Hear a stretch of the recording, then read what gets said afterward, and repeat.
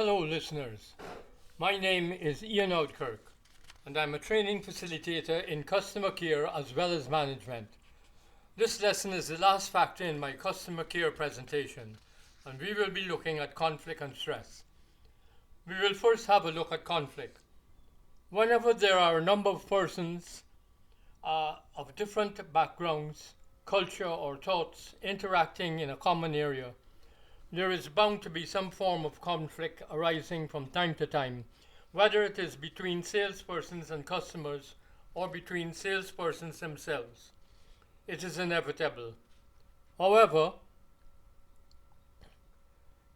it can be kept to a minimum once certain rules and procedures are applied.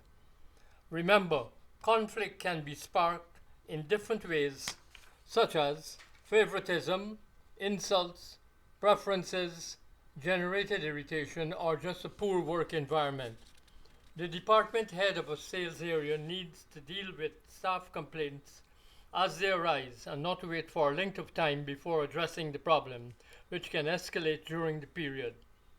Other areas which can affect customer interaction are staff turnover, high absentee rate, and a low level of morale. All of these need to be addressed as soon as any problem arises. If there is a delay in remedying any of these problems, it will affect the customer at some sales point.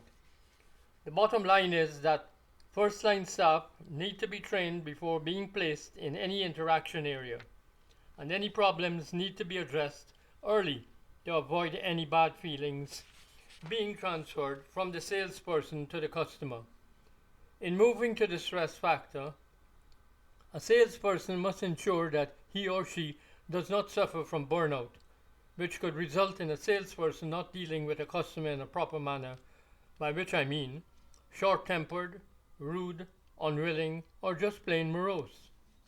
Stress can be generated from several areas, which can be physical, mental, emotional, environmental, or even chemical.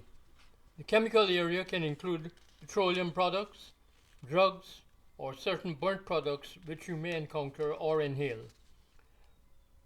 Signs that you might be suffering from some form of stress are trembling, sweating, nausea, headaches, or insomnia in the early stage, and loss of appetite, heart disease, or high blood pressure in the latter stage.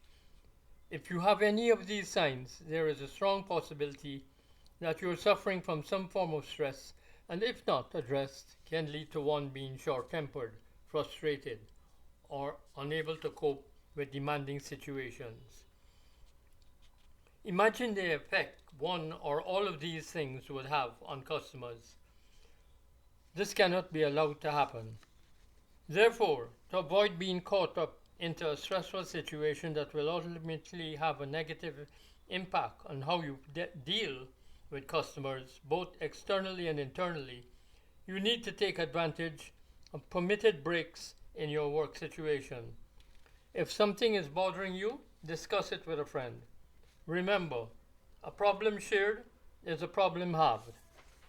If you don't have a hobby, I would suggest that you get involved in one that could be relaxing. However, despite having a hobby and taking positive steps to share your problem, maximum benefit will not accrue if you do not eat, drink, or sleep well. Further steps in keeping the stress level down would be to avoid excessive amounts of alcohol and caffeine use, and remember to ensure that prayers are made. A final step in keeping the stress level down would be to engage in positive affirmations. At varying points in your work situation, you need to say to yourself from time to time, challenges help me grow. Challenges bring me opportunities. I can choose a positive frame of mind. I can create inner peace.